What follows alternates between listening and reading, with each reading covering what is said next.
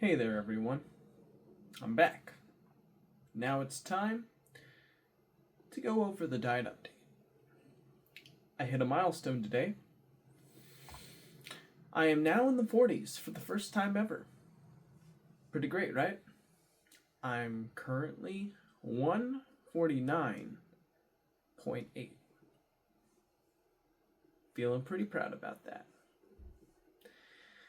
What was eaten today?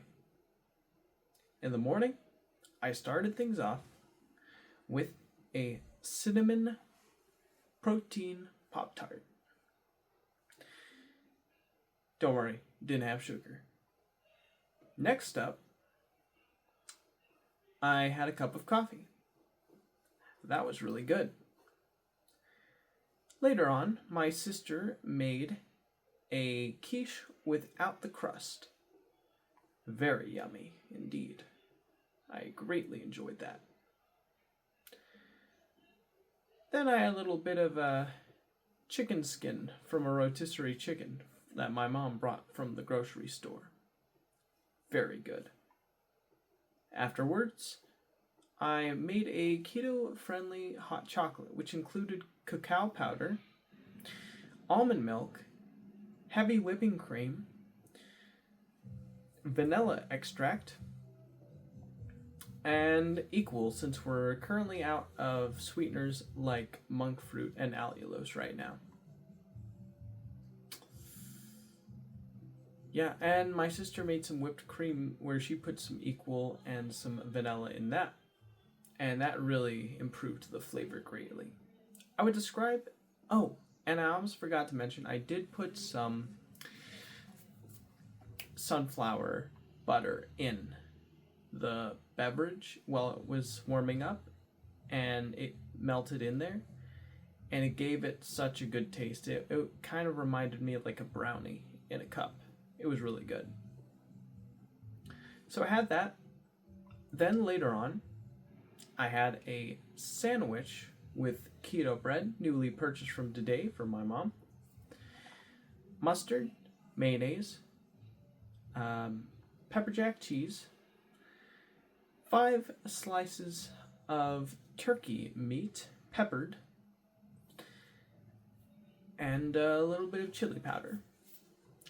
My mom also got a giant container of chicharrones from the store, so I put the exact serving size, 14 grams, on my plate with my sandwich, and I put some chili on top of the chicharrones to give them a little more flavor, since when I eat them by themselves I find they taste a bit too bland. I got a zero sugar 7-Up, and that's what I ate. And then the last things I had today was a cup of Sleepy Time Extra tea, and vitamins and minerals. And that's pretty much everything I consumed today. Did I do any exercise?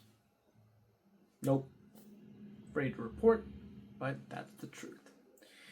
If anything, I did a little bit of vacuuming and pushing a vacuum where the little knob that's supposed to raise the level of the vacuum from like doing high carpets to low bare floors was broken off. So I had to push the vacuum everywhere as I was cleaning. So if anything, I guess that was the closest thing you could call an exercise, but really, I wanted to do like a good walk today, but I was asked to help clean up the house, so that's exactly what I did with vacuuming. Well, now that the diet update's over, we can get on to the daily update portion of the video, so let's get going. So when I got up in the morning, I already had a video primed and ready to go on my YouTube feed. This was a YouTuber. Man, I'm forgetting their name right now. That's a shame. But this YouTuber was talking about various different movies that they found to be quite bad and basically going through their experiences with each one. I thought that would be pretty entertaining to go through. So I was watching that, but before I started, I warmed up a Pop-Tart Of course, not a normal Pop Tart, a low carb, zero sugar protein Pop Tart. And warmed that for 15 seconds, had my coffee brewed, and then I went back in my room and watched the video on my CRT television. Well, after I was done watching that, I decided it would be a good idea to continue watching the video about the guy who goes through each of the canceled Cartoon Network shows. I've been piecing away at that for a while now, and I decided to continue it a bit further today. So I watched a bit of that. It was pretty interesting. It was cool seeing a lot of shows that were on when I was like the perfect age to watch them, but I don't remember some of these shows at all. So I guess there's a reason why they probably weren't very good and were placed in terrible time slots and were canceled fairly shortly afterwards. Of course, you do have your classics, you know, your Dexters, your Samurai Jacks, your Powerpuff Girls. But for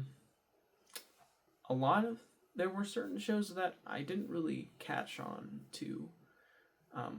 Time Bandits was one of the ones that I kept on seeing advertised when I was younger. I never managed to catch an episode of. I just kept on, oh, this show existed. Maybe that looks interesting. I might watch that, and I never did. Never got around to it as a kid.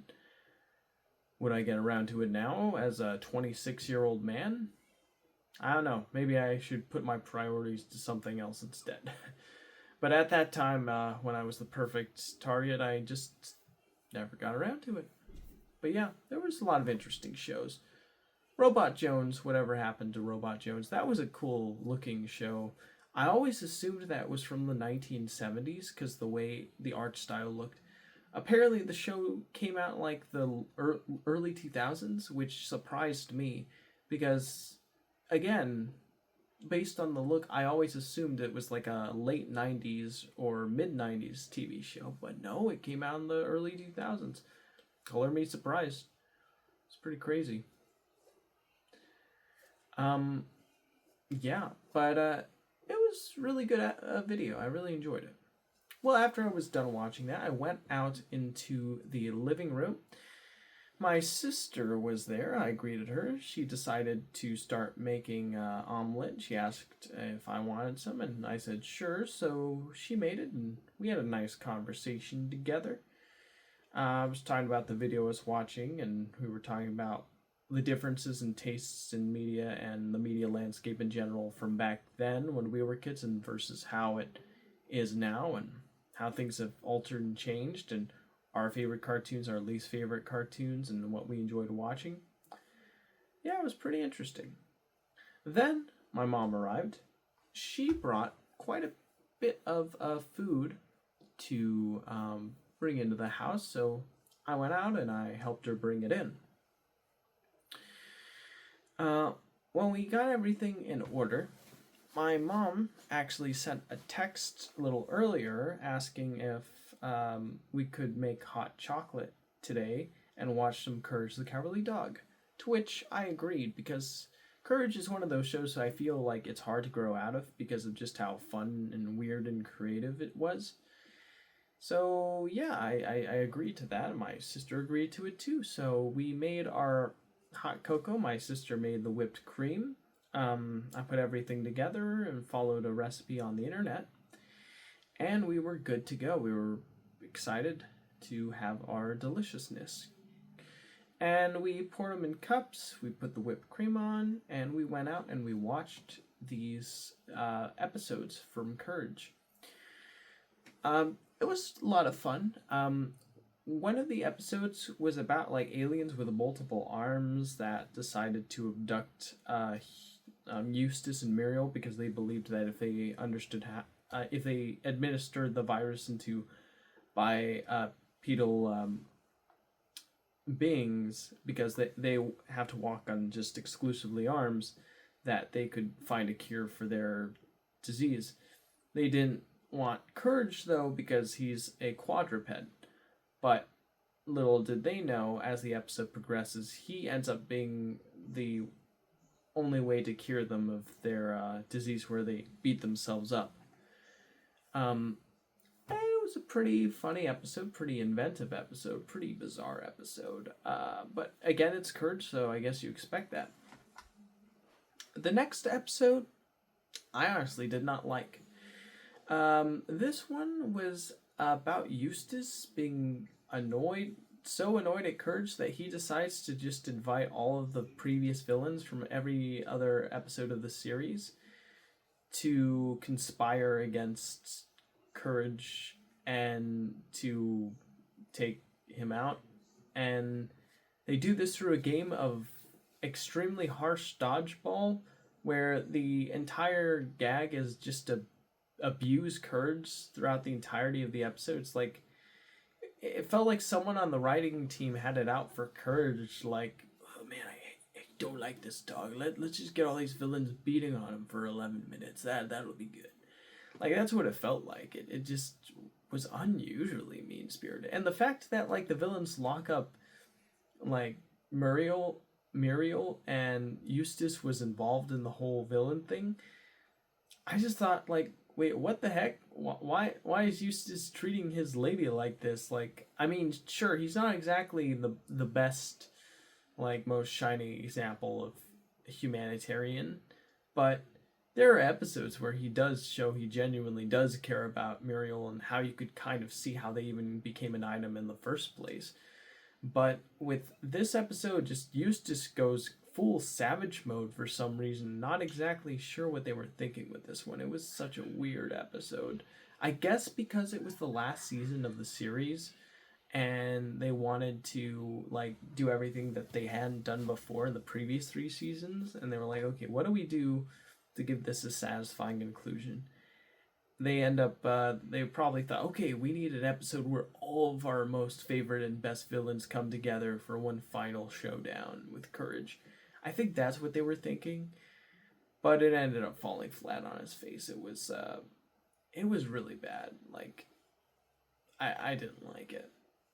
Like, it didn't feel like it had a point other than to just beat up Courage, and then the episode just ends abruptly as it started, with a whole conflict where Courage just yells for like a minute in shrieking pain, like it's a creepypasta or something, and then it causes like a hole to form underneath all the villains and they all fall in it, which felt like a big, like, the writer was like, oh, I forgot to make an actual plot. I was so busy seeing the different ways I could torture Courage and bring up each of these villains. He screams and they all fall in a hole. There. Magic. Yeah, this one felt like it was written by someone who just didn't understand or enjoy or like the series, in my opinion. Such a shame. Then we watched 2 more episodes of Courage. One was the episode about a humpback, disfigured man who wants to have a place to stay, but everyone's mean to him. Except for Courage, he decides to hang out in their, like, farm shed, like, out from the nowhere house.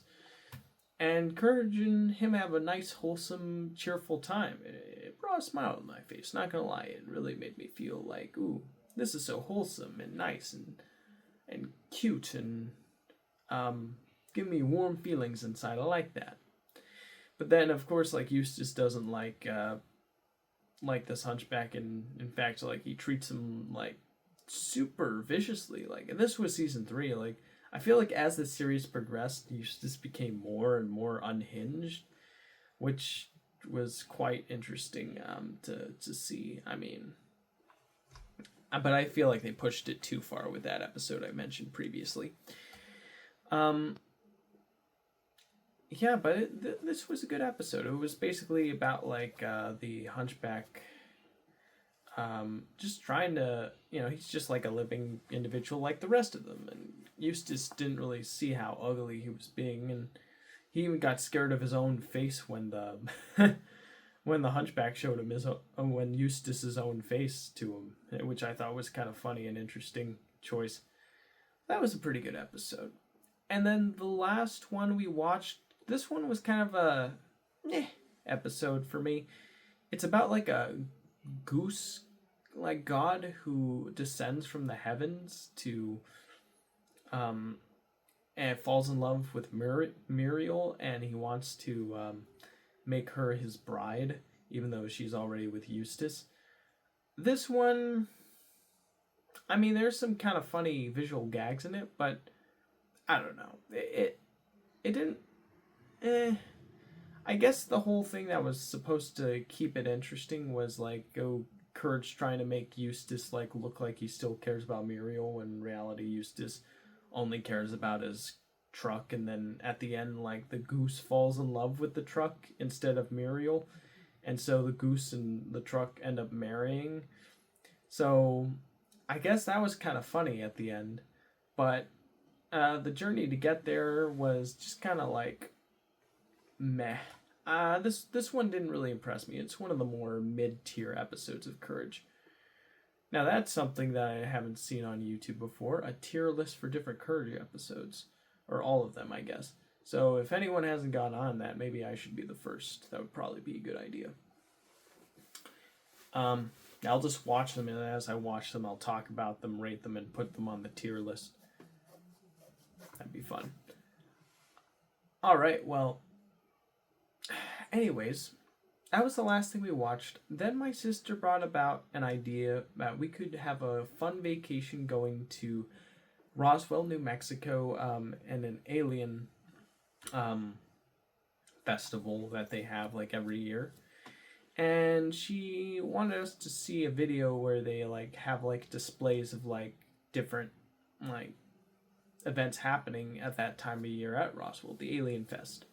So we found a travel vlog video of a guy who made like an hour and a half long video about it. And he didn't even get to the festival until like 50 minutes into the video. Like most of it was just car traveling like footage, whereas just he filmed the street and him traveling from one end of the country to the other with like all the scenic views. And while that is kind of cool, I don't know, I feel like that was just a little too much. Would have been interesting if he put it in time lapse though, maybe. Like, ooh, I went from here to there and it was super fast. But the way he did it in the video was like, too long. But when we did get to the Alien Museum, it was a lot of fun seeing the different displays and all the different, like, you know, mentions of, like, interstellar beings from the past and history with, like, carved, like, stones and things like that. And, like, ancient cultures talk about what seemed to be ancient aliens and all this interesting stuff. It was a funny and fun video to watch. I really liked it. Yeah, well, when it got to that part, I had to skip and walk through a lot. Like, he went through, like, a car show and, like, a sci-fi, like, 1950s sci-fi museum. So, you had to get through a lot to get to the interesting stuff. Well, after we're done watching that, there was one story in the video talking about Travis Walton, and that spurred an idea to show my sister what the Travis Walton story was and what happened. And so I found like a video from a YouTuber called Think Anomalous, where it basically did a play-by-play of the events as they happened during the Travis Walton UFO incident. That was a really well-made and interesting video. I liked the presentation. I liked the artwork in it. I thought it did a good job demonstrating visually everything that was going on in that video, for sure. Or event. My mom was not impressed by the festival or by the Travis Walton video. In fact, she doesn't really take the whole alien thing seriously at all. She thinks it's a bunch of hogwash. I mean, I don't blame her, but yeah, I just thought it was pretty funny. She was like either on her phone or she said, "I'm getting hungry. Eating this food is more entertaining than listening to this video." It was pretty funny. Well, afterwards, I was putting on my jeans and a jacket that I'm wearing right now, and I was going to go on a walk. But then my mom said that we're having a guest come And so she requested me to vacuum the area. So I vacuumed. And then I stopped mid vacuum. Someone knocked on the door. It was one of our neighbors. They were asked me for help to get our cat out of their house because the cat got in there and just wouldn't budge or get out. But the funny thing was, as soon as we opened the front door, the cat immediately ran out. And we kind of just hung out and talked about like the different cats and how they all started to show up in like the front yard of the neighbor house, and like talked about their different personalities and what we thought of each one. And it was pretty fun and interesting. And yeah, it was a nice change of pace for the day, because most of the day I was like sitting or vacuuming or making food or like hanging out with my family. So having a chat with the neighbor was a good break from the experience of today, and I greatly enjoyed it. Well, anyways, after that encounter, I walked back home. I finished off vacuuming the den, put the vacuum away, and then I threw the trash in my room away into the black trash can outside. Then the guest came and was having a meeting with my mom, so I decided to go on my TV, and I was like tuning through different videos. One was a video game donkey video where he was making an entire video about the game Knack on hardest difficulty. It was basically like making pot shots and making fun of it as it was going along, which was pretty funny and interesting. And after that, I did watch a video of a guy on YouTube making a device that heats your hot dogs in 90 seconds by just like sticking the hot dog in two pins, and it like is immediately heated through like a portable voltage battery, and you can get it to heat up like 4 hot dogs on a single charge. I think that if like that guy wanted to, he could totally like create it as like a novelty like product to sell and make some business out of it. I think some people would probably get a kick out of having a 90-second portable hot dog heater. I mean, it's kind of ridiculous because like just throw it in the microwave for like a minute or whatever. But I don't know. Like I think sometimes people just get a kick out of heating their food in a novel and interesting, unique way that some people like enjoy doing over and over again, you know. So I think that'd be kind of cool.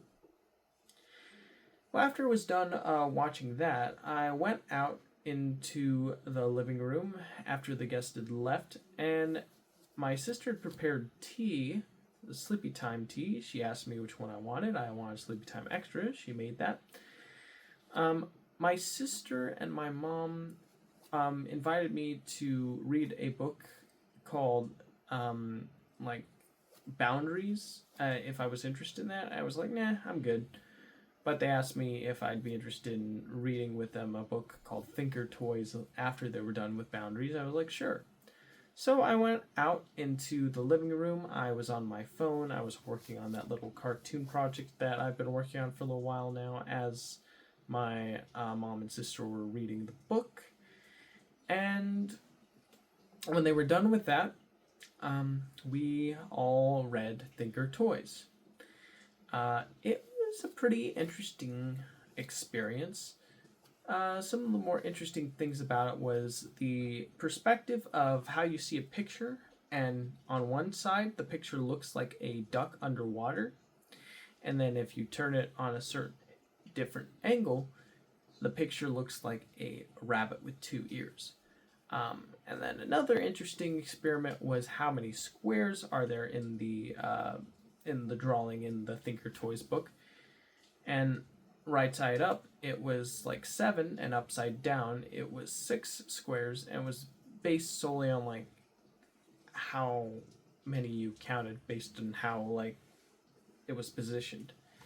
And then the book was about like asking questions to yourself in a journal about like being really clear and deliberate with your goal setting and what exactly you're trying to achieve, and all the necessary steps you need to take to achieve those goals.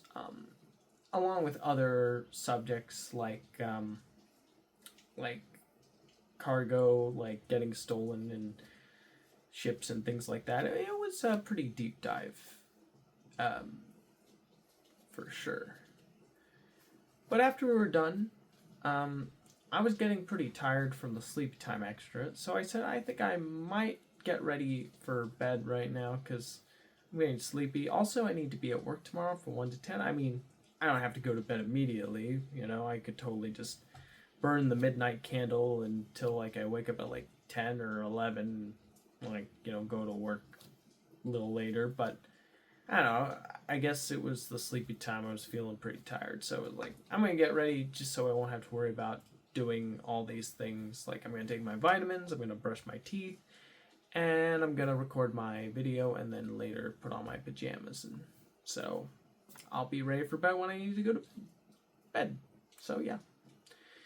So I did that. Then my mom and my sister wanted to watch a movie. I'm forgetting the name of the movie right now.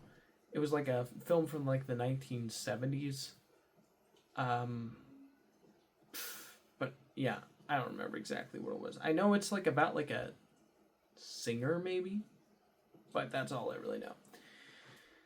However, it was only available to rent on sites like YouTube and Amazon. My mom asked if it'd be alright if her and my sister could split the cost and give me money for watching the movie, to which I said, sure. So they have started watching this film right now. And as they're watching the movie, I was in my room and I was editing more of that little cartoon project I was working on, and then I was watching different videos as like background noise while I was working on the video. Like this one, yeah, it's pretty interesting. Yeah. It's called Swaybox, and in this one, it's basically a studio called Swaybox that has this really cool new animation technique where they basically put like a sort of a CG performance face on a physical puppet. So they can make the puppet's entire body and limbs move, and then they can superimpose the digital face on top of the puppet. And so it ends up creating a really convincing and really realistic looking like performance that kind of looks like live action stop motion animation. Like because with stop motion you can get a really cartoony look, right? But with this new means of storytelling, you can get a more realistic movement thanks to like the puppeteers moving the puppet in real time, but you also have like the face like being more expressive than a normal puppet where like, you know, a puppet's mouth would go up and down.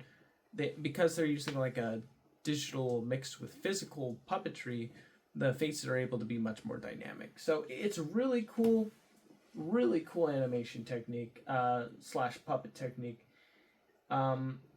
If you're interested, definitely check it out on YouTube. The videos are Swaybox 2017, Iron Giant Test, Composite Animations, and Swaybox Studios Ben. And apparently they're making a movie for Warner Brothers right now, DC. I'm forgetting the name of it. I think Dynamic Duo, with the same animation technique, which that'll be interesting to see a feature-length film using that technique, because it's really cool looking. And the other video I was listening to was Why Unreal Engine 5.7 is a Big Deal. So basically, it was a guy, YouTuber called Unreal Sensei, who was talking about why Unreal Engine is getting a big upgrade and what that means for gamers and developers. And that's pretty much it. So, yeah, that'll do for now. After I'm done messing around with my project or maybe watching more of these videos or what have you, I'm gonna turn in pretty early today, probably 11:30 to 12. I'm gonna see if I can get up at like 7 or 8:30 in the morning. I want to do stuff like shower, shave, have a nice breakfast. Maybe it'd be a good idea to journal, create some good goals in mind. I like what Thinker Toy said about defining your goals so you know what you're working towards, and maybe that's my problem. And then my mom said, it's not our what goals we set that change our life. It's our habits that we do day to day that change our life. So I also should find like different ways of changing my habits, because I noticed like my usual line of habits is when I wake up, I make coffee, I make something to eat, and then I watch TV. If it's a day where I'm not like going to work, which probably isn't a healthy habit to condone or to what do you call that? Cultivate, I guess. I should cultivate a more productive habit instead. That's going to get me better and more interesting results. That would be a better idea. Yeah. Like, do one productive thing for an hour as soon as you wake up, and then you can watch TV or something like that, That would be a good idea. Well, alright, that's going to have to do it for now. Thank you so much for watching this new video, and I will see you in the next one. Take care, everyone, and have a good night.